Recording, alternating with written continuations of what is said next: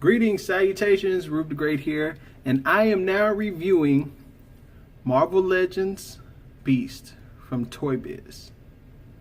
Series 4, there's no Build-A-Figure piece in there. There's a comic book in there, as you can see, but we don't have a current Marvel Legends Beast. However, if they're going to give us a new Beast, which I think they're going to do when they come out with the next X-Men movie, they're probably going to give us a movie Beast, and they're not going to give us this Beast. So here we go, and see how it is. There's a base in here, as you can see. Here's the back of it. Collect them all: Punisher, Gambit, Beast, Psylocke. I'm sorry, Elektra. I'm stupid. If you wanna, there's a bio back here. If you want to read it, if you want to read it, pause it. There's another one. If you want to read that one, pause that one too. All right. Again, there's not much to this box, the packaging. You know, it's like that proof postage. Cut it out. Whatever. There's not too much to it, so let's go ahead and get into it. And there we have it. We have Beast out the package, and one of the main things I like, especially when you see it through the box, is the detailed shading that they put in here. I mean, it's very, very nice on that one. Going through on the head sculpt, I mean, it's dope. Already out the box, what I didn't like is how loose this head was. It just rotates. Yeah, but that is a detailed head sculpt. So he can look not that far up and that far down. Yeah, that's about it. And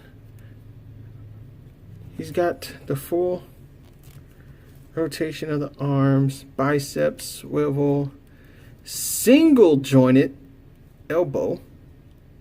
He's got the wrist swivel, but he has these articulated fingers, which I always thought was dope for Beast. He's pointing at you. And now he's just giving you the Wolverine gesture. Oh, look, they won't let me do just the middle finger by itself. Oh, yeah, I already knew that. I just felt like doing that. Because you notice how they have it right there where it's jointed together. There's no ab crunch or diaphragm crunch, whatever you want to call it. It's not there, which makes it even worse. Now, if you can see, like, a lot of these joints are really loose. Like, this one is a little stiff, but this one is really loose. Right there. And then, of course, rotation, fingers move, thumb moves. You do have a waist rotation. Now, here's where we get a little more tricky. You see right here, they painted his drawers on. So, got your hairy back. And I had the lab coat on him. It's kind of dirty. I need to wash it. It's old, so. But I had the lab coat on him, and like right in here, it wasn't going over it. Over these parts and everything. So I mean, I was able to get on them. That was cool. But as you can see right here, the leg, it does rotate, but then you have this peg right here, and it does. I'm trying to get right there. Ah, stay, damn it. Let me get on the other leg right there. You see, you have this peg right here, and then of course you have the leg, the thigh cut, and this one is really loose. This one is a little tighter, but it's still loose. Then you have. You can call it double jointed knees, but because of this part right here and how big this calf muscle is, it's not really that much of a bend, because normally you get all the way back, but it's about as gonna bend as much as it can. Then you have this, I guess you can call it boot cut.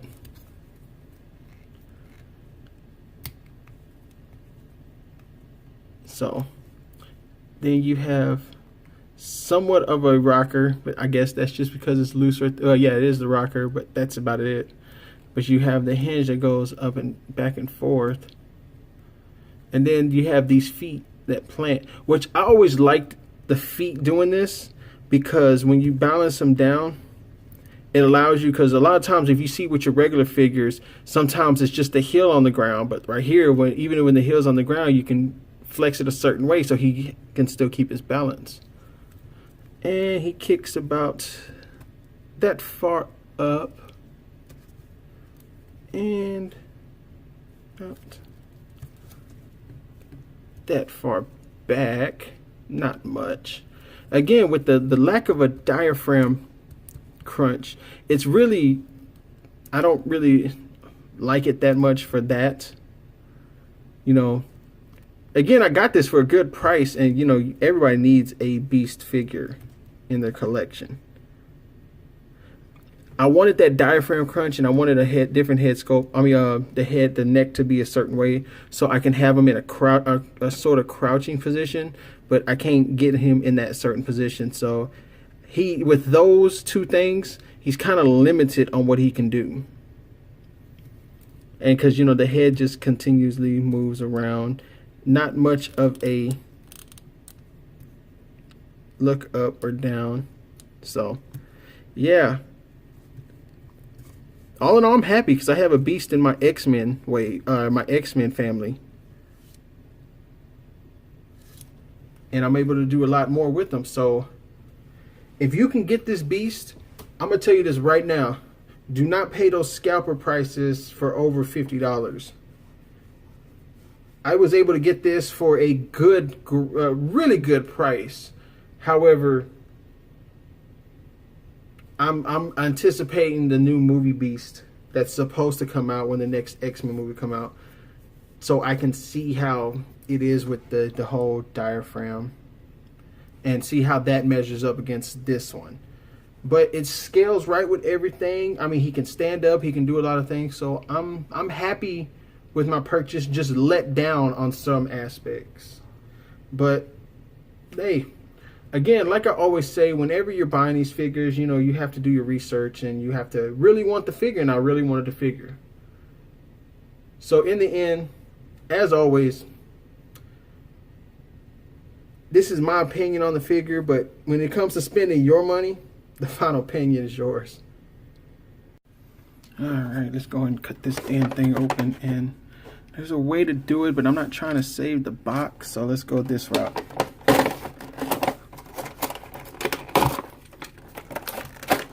Most people tell you, oh, you should save the plastic. I don't care about this right here.